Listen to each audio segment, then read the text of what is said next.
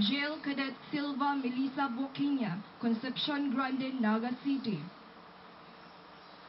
Cadet Silva receives a plaque of merit for graduating number 4 in the graduation final merit roll of the BSPS Mabicas Class 2010 from the President Philippine Public Safety College, Dr. Margarita R. Coangco.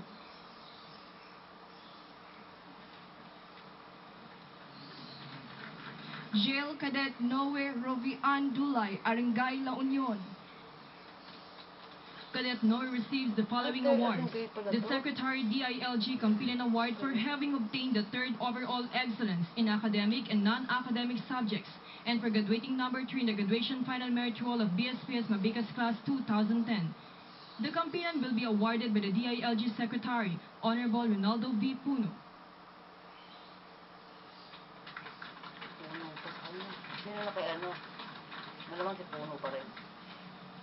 She also receives the Chief BGMP Campilan Award for having obtained the overall excellence in jail management and penology subjects. Among the 21 graduating cadets joining the Bureau of Jail Management and Penology of the BSPS Mabicas Class 2010, the award will be presented by the Chief Bureau of Jail Management and Penology, Jail Director Rosendo M. Dial.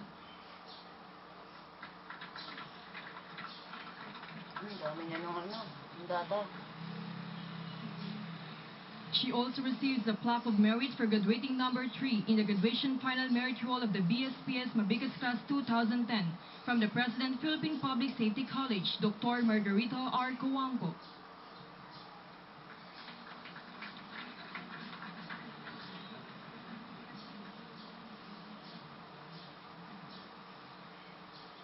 Police Cadet Aningalan Mark Anthony Robles, San Pablo City, Laguna. Cadet Aningalan receives the Vice Presidential Campilan Award for having obtained the 2nd overall excellence in academic and non-academic subjects and for graduating number 2 in the graduation final merit roll of the BSPS Mabicas Class 2010. The Campilan will be awarded by the Department of Internal Local Government Secretary, Honorable Ronaldo V. Puno.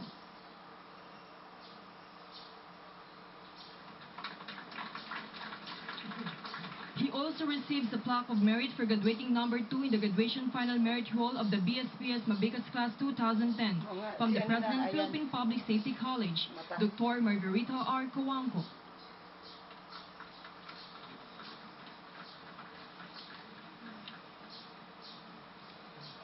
And finally, Police Cadet Binukal Cesar Ian Cordero, Maragondon, Cavite.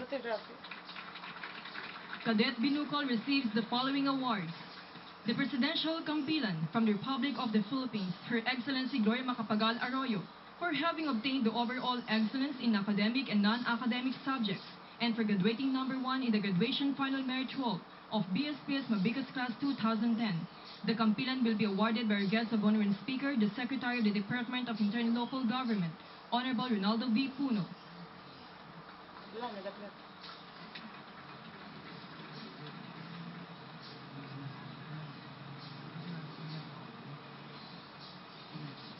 The Chief PNP Campilan Award for having obtained the overall excellence in police science subjects among the 159 graduating cadets joining the Bureau of Philippine National Police of the BSPS Mabicas Class 2010.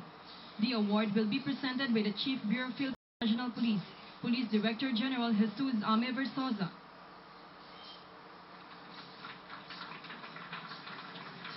Dalawa din sa kanya. Baka may isa pa.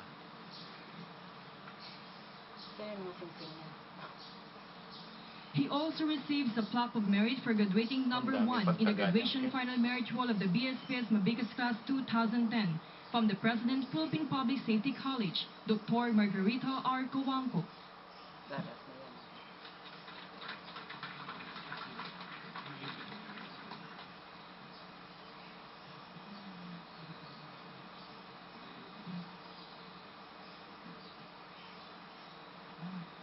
Thank you very much, Sir Mom, and you may now take your seats.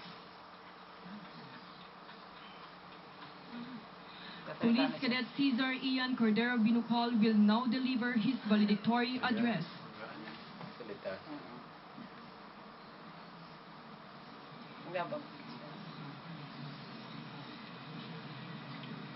The only thing is sorry for evil to triumph.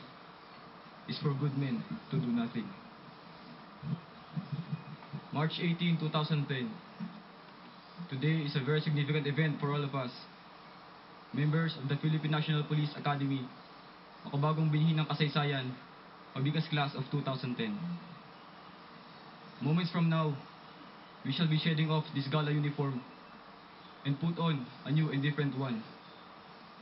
The uniform of the officers of the DILG Tri-Bureaus. At last, the 4 long colorful years of cadetship is finally over. Our sacrifices shall be paid off. Learning shall be applied, and idealism shall be put on the test. It shall definitely be a new and different life for all of us. And with that, we are very privileged and fortunate to have with us the Secretary of the Interior and Local Government, Honorable Ronaldo V. Puno. Sir, good morning, sir. To grace this momentous occasion. Likewise, we would like to appreciate the presence of the President of the Philippine Public Safety College, the mother of the Mabigas Class 2010, the mother of the Cadet Corps, Philippine National Police Academy, Dr. Margarita de los Reyes Huangco. Good morning, ma'am. With her are the chiefs of the police, fire, and jail services, Police Director General Jesus A. Versosa. Sir, good morning, sir. Jail Director Rosendo Dial. Sir, good morning, sir.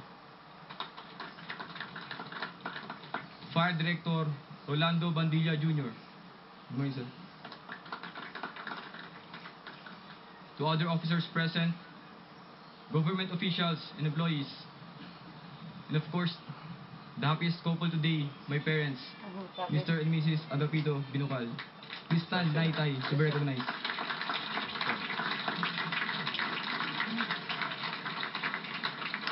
And the other parents of my classmates, this success is indeed for them. It's for their pride and honor. To my Cadet Christian Fellowship family, to my Bukas Loob sa Diyos Covenant Community, to my brothers in the elite PNP Slow Drill Platoon, to my family, friends, loved ones, other guests, friends from the media, and of course, the Filipino people watching live on air, a blessed morning to all of us. Through the years, this prestigious academy served as our home, our shelter. It provided us with everything that we needed, taught us everything we know, molded us, trained us, and prepared us to be the next leaders of the generation. Our alma mater invested so much on us, and the people who paid for our training and education are expecting that we shall be worthy of the support that they had given.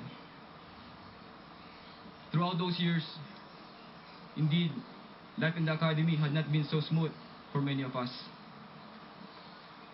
Some had fallen and was not able to finish this race.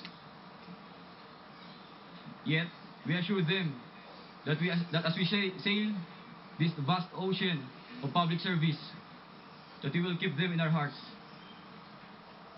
To our fallen comrades, Late Cadet Arnold J. Kagandahan Kalimag, Late Cadet Jeffrey Corto, and my squad mate who left the academy for the greater good, those who resigned and turned back, will always be part of us. Just like precious diamonds, we are now fully furnished after going through such trimming. Before, we were clumsy and comfort-seeking civilians. Now, we have turned into officers and leaders of this nation. This great institution had been successful on doing its part on preparing us for the battle ahead.